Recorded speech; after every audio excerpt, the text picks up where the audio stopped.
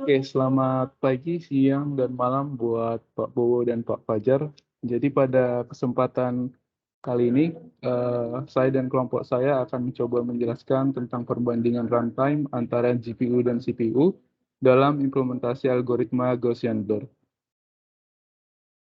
Berikut ada anggota dari kelompok kami, ada saya sendiri Benhard Simanulang, ada teman saya Karisto Mark Ribran, ada Hanan Nurul, dan Nicholas Widat. Pada presentasi buat kesempatan kali ini terdapat beberapa outline yang sudah kami siapkan. Yang pertama terdapat implementasi algoritma Blur pada CPU dan selanjutnya pada GPU dan ketiga hasil perbandingannya. Lalu kami juga akan menggunakan perbandingan hasil gambar dengan menggunakan Laplacian variance dan penjelasan grafik yang disertai dengan kesimpulannya. Selanjutnya, penjelasan mengenai implementasi algoritma Gaussian Blur dengan CPU akan dijelaskan oleh teman saya, Manon.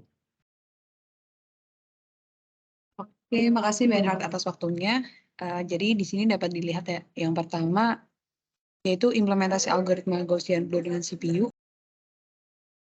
Nah, di sini yang pertama itu sebenarnya kunci perbedaan dari algoritma Gauss Blur ada pada distribusi nilai kernelnya. Nah, karena yang kita pilih itu adalah kernel 7x7, maka akan dikalikan dengan kernel yang diambil dari distribusi Gauss. Kemudian yang kedua, kita akan melakukan implementasi perhitungan ke bentuk kernel 7x7 yang nantinya akan dikalikan dengan grid gambar. Nah, di sini dapat dilihat untuk kernel 7x7-nya yang di sebelah kiri. Kemudian yang ketiga, yaitu melakukan konvolusi atau perkalian matriks antara pixel dengan grid 7x7 dari setiap gambar dengan kernel Gaussian matrix yang sudah ditentukan.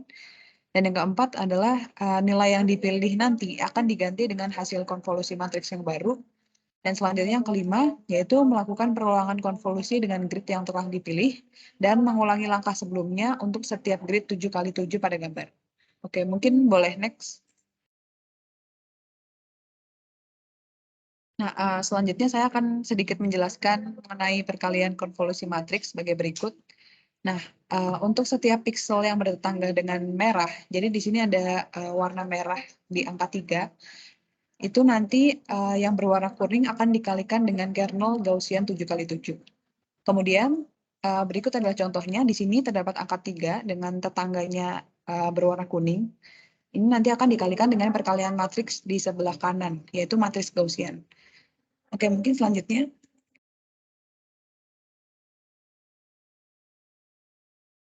Nah, di sini dapat dilihat juga untuk angka 8 yang bertetangga, yaitu berwarna merah dan memiliki tetangga warna kuning. Nah, nanti setiap tetangganya itu akan dikalikan dengan matriks Gaussian yang ada di sebelah kanan. Dan selanjutnya hingga prosesnya selesai. Nah, begitu juga yang angka 8 ini. Oke, selanjutnya apabila nilai grid itu lebih kecil dari 7x7 atau biasanya ada di pinggir gambar, nah nanti akan ditambahkan buffer di bagian pinggir yang berisikan nilai 0. Dapat dilihat bahwa dengan menggunakan CPU, komputer itu harus melakukan perhitungan satu persatu secara serial. Nah, untuk dapat mengoptimasinya itu akan menggunakan GPU yang akan dijelaskan oleh teman saya, Benhard.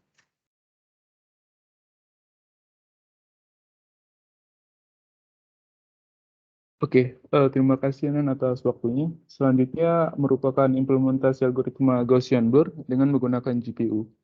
Jadi pada pemrosesan GPU ini akan dilakukan metode mapping yang dimana merupakan metode one-to-one, di mana setiap pixel pada gambar yang sudah dipilih akan dipetakan ke dalam satu thread, yang dimana tiap thread akan dilakukan konvolusi dengan matriks 7x7 distribusi Gauss. Nah, yang inti perbedaan dari cara implementasi GPU dengan cara implementasi CPU yang tadi sudah dijelaskan oleh Hanan, dapat dilihat di sini kalau sebelumnya setiap pixel seperti pixel berwarna merah 3, 8, dan 8 harus dilakukan secara serial, yang dimana setiap kali tahap harus dikalikan dengan kernel matrix.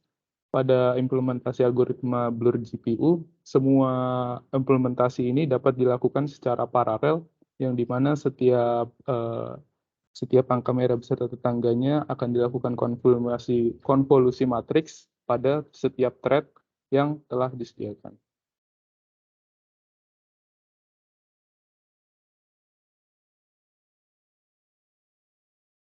Oke, Selanjutnya ini untuk penjelasan gambar akan dijelaskan oleh teman saya, Nicholas Widat. Silakan.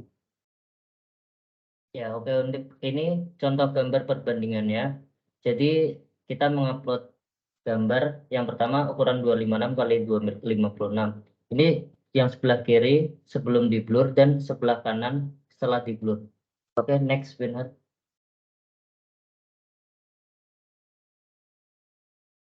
Nah, ini perbandingan waktu blurringnya yang menggunakan CPU dengan GPU.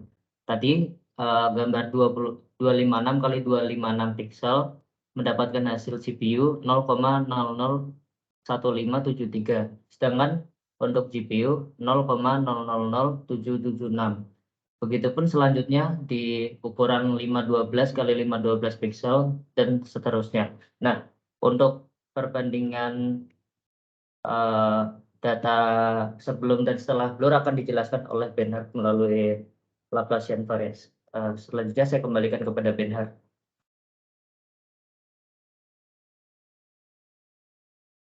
Oke, selanjutnya di sini terdapat perbandingan Laplacian variance. Perbandingan Laplacian variance sendiri merupakan salah satu contoh metode yang dimana untuk dapat melihat dengan cara kuantitatif, yaitu secara angka, apakah gambar yang dihasilkan itu berhasil dilakukan algoritma blur atau tidak. Nah, di sini dapat dilihat bahwa hasil Laplacian variance untuk CPU dan GPU yang dimana sebelum dan sesudahnya memiliki nilai yang berbeda. Nah, Laplacian variance sendiri merupakan nilai yang dimana semakin kecil nilai Laplacian variance-nya, artinya tingkat blur-nya itu semakin tinggi. Sedangkan apabila Laplacian variance-nya itu semakin tinggi, artinya nilai tingkat blur-nya itu semakin rendah. Dapat lihat di sini nilai sebelum dan sebelum dilakukan implementasi algoritma, nilai dari Laplacian variance untuk setiap resolusi gambar memiliki nilai yang tinggi. Sedangkan sesudah dilakukan implementasi algoritma, nilainya semakin rendah dibandingkan sebelumnya. Dan hal ini berlaku untuk hasil pemrosesan CPU dan GPU, yang artinya gambar hasil pemrosesan CPU dan GPU berhasil menjadi lebih blur dibanding sebelumnya. Artinya kedua algoritma pada CPU dan GPU tersebut berhasil diimplementasikan. Selanjutnya akan dijelaskan hasil perbandingan gambar yang akan dijelaskan oleh teman saya, Hani. Silakan, Hani. Baik, Benhard, terima kasih atas waktunya. Nah, di sini terdapat grafik antara resolusi gambar dengan waktu yang dapat dilihat, dan di situ ada juga garis CPU time dan GPU time. Nah, dapat disimpulkan bahwa semakin bertambah ukuran gambar, waktu yang dibutuhkan untuk GPU itu jauh lebih cepat dibandingkan dengan CPU. Kemudian kita dapat menarik kesimpulan dari percobaan yang telah kita lakukan, bahwa untuk pemrosesan Gaussian blur dengan teknik parallel processing ini merupakan sebuah optimasi yang dapat dilakukan. Oke, mungkin selanjutnya untuk penjelasan kode akan dipaparkan oleh Karisto Mark Gibran. Silakan.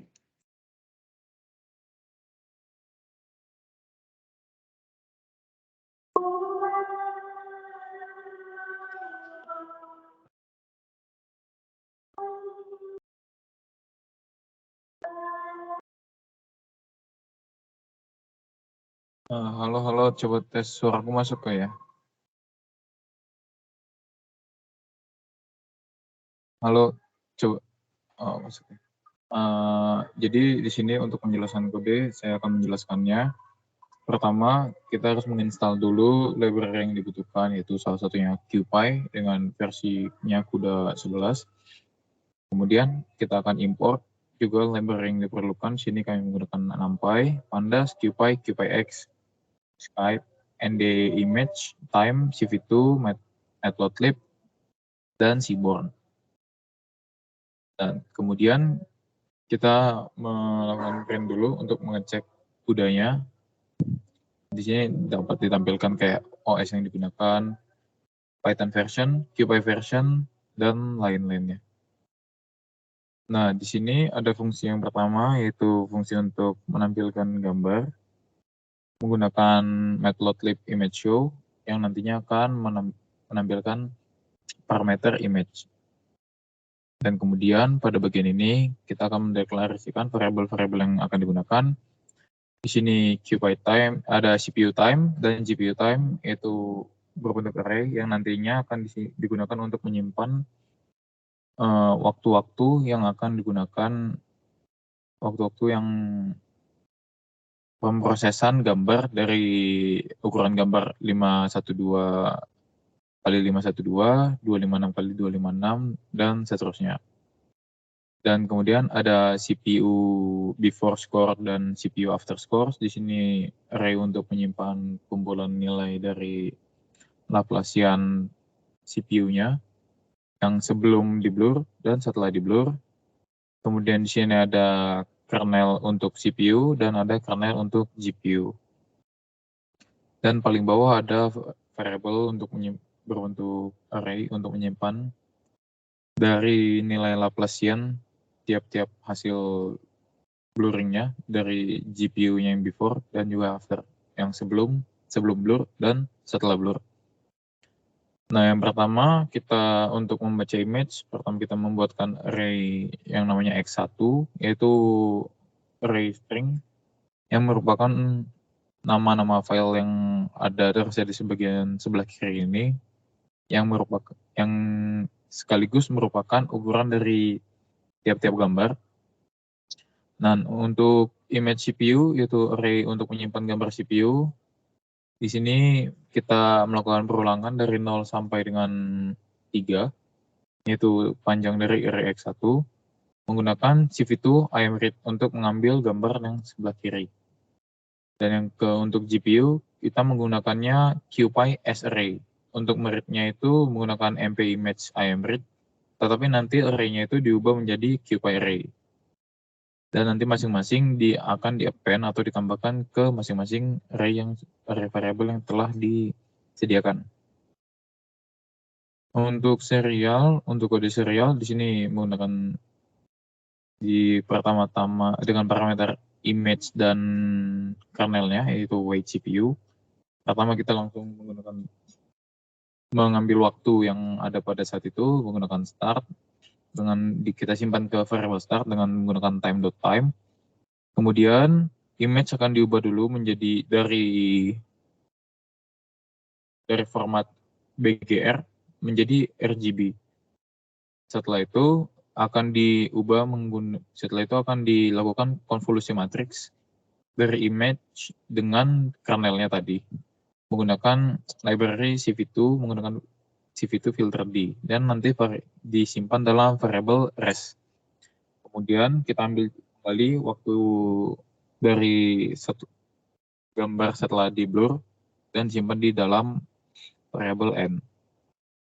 Dan waktu untuk pemrosesannya akan disimpan ke dalam CPU time dengan menggabungkan atau mengappend hasil dari pengurangan n dan start tadi. Kemudian gambar akan ditampilkan dan kita akan menampilkan waktu yang dibutuhkan CPU untuk memproses gambar tersebut. Kemudian di sini kita mengukur Laplacian variance-nya, apakah Laplacian variance itu berkurang atau tidak. Di sini before blurring, sebelum melakukan algoritma blur, kita menggunakan variabel image, yaitu variabel yang belum dikenakan algoritma blur, dan untuk after score kita menggunakan variabel res yang dimasukkan dalam fungsi CV2.Laplacian. Setelah itu nilainya akan digabungkan ke dalam matriks CPU before score dan CPU after score, dan ditampilkan nanti setelah fungsi itu dipanggil. Nah, berikut untuk memanggil fungsinya kita lakukan perulangan dari image yang dari gambar yang di dalam image CPU array tadi, dan tiap-tiap gambar itu dimasukkan ke dalam fungsi serial blur. Nah, nanti akan tampil gambar seperti berikut. CPU time-nya sekian, 0,001. Kemudian Laplacian score-nya sebelum blur-nya itu sangat besar, 2943. Dan setelah dikenakan algoritma blur menjadi 101. Begitu juga dengan gambar berikutnya, Laplacians-nya berkurang cukup sangat jauh dari 485 sampai jadi 54 dan seterusnya. Nah, di sini untuk paralel, karena tadi kita menggunakan QPy dari code tersebut, itu langsung menyediakan grid dan thread-nya langsung untuk GPU-nya. Nah, di sini langsung langsung memanggil waktu pada saat ini sebelum gambar diproses. Setelah kemudian kita memproses gambar dengan NDImageConvolve untuk melakukan konvolusi matriks dari gambar. Dan gambar ini nanti matriks gambarnya itu tidak langsung dikonvolusi, dia akan dikenakan sekeliling dari matriksnya itu akan diisi nilai 0, ditambah lagi nilai 0 untuk menjadi bantalan agar hasil dari blurnya itu bagus. Begitu juga yang CPU tadi menggunakan filter 2D. Kembali untuk ke paralel, kemudian waktu selesainya sama, kita simpan ke variabel n, dan GPU time-nya diisi dengan nilai n dikurangi start-nya. Kemudian kita tampilkan lagi hasil blurring-nya, dan kita tampilkan hasil GPU time-nya. Untuk Laplacian score-nya sama, untuk before-nya kita masukkan dari gambar yang sebelum diproses, dan untuk after score-nya gambar yang setelah diproses. Dan nanti akan ditampilkan hasil before score dan after score. Kemudian before score dan after score masing-masing akan di append ke matriks GPU before score dan GPU after score. Di sini untuk memasukkan tiap-tiap gambar ke dalam fungsi, untuk tiap image dalam image GPU akan dimasukkan ke dalam fungsi parallel blur. Jadi tiap image itu menjadi parameter. Dan kemudian di sini adalah hasilnya. Dilihat di sini sangat jauh, tadi 0 untuk CPU adalah 0,001, sedangkan untuk GPU 0,0005. Dan untuk blurringnya ini sangat terlihat, sebelum blurnya itu 2999, hampir menjadi 3000, dan setelah blurnya menjadi 106 saja. Begitu juga dengan gambar berikutnya. Bahkan untuk gambar ukuran lebih besar, ada kemungkinan untuk dia menjadi lebih cepat untuk pemrosesannya. Sebelum blurnya itu skor Laplacians-nya 489, dan setelah dikenakan algoritma blur menjadi 55. Begitu juga untuk gambar seterusnya. Nah, di sini kami melakukan plotting untuk tiap-tiap nilai dari CPU time dan GPU time, dan dapat dilihat hasilnya bahwa untuk GPU itu cenderung hampir konstan untuk waktu pemrosesannya, sedangkan CPU semakin besar gambarnya, semakin besar ukuran gambarnya, semakin besar pula waktu yang dibutuhkan untuk memproses gambar tersebut. Nah, di sini ada kumpulan dari CPU time, habis itu ada Laplacian sebelum blur, setelah blur, begitu juga dengan GPU.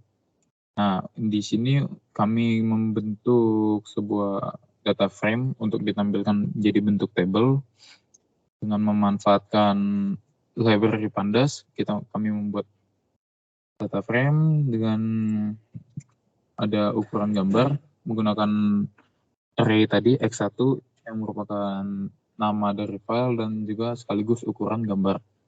Kemudian ada CPU time yang diisi dengan array CPU time tadi dan GPU time dengan array GPU time tadi. Dapat dilihat perbandingannya untuk 256 dan untuk 256 kali 256 hampir 10 kali lipat lebih perbedaannya di sini. Dan untuk Laplacian variabelnya juga begitu. Kami membuat data frame menggunakan variabel Pandas. Dapat dilihat untuk CPU sebelum dikenakan algoritma blur dan setelah algoritma blur. Untuk GPU sebelum algoritma blur dan setelah algoritma blur. Dan sini untuk ringkasan seluruhnya, kami memasukkan semuanya ke dalam Pandas data frame untuk menjadi ringkasan yang utuh. Jadi di sini ada ukuran gambar, GPU time before atau sebelum blur untuk CPU, setelah blur untuk CPU, ada sebelum blur untuk GPU, dan after blur setelah GPU. Mungkin itu saja yang dapat kami tampilkan dari kelompok kami. Mohon maaf jika ada salah kata. Terima kasih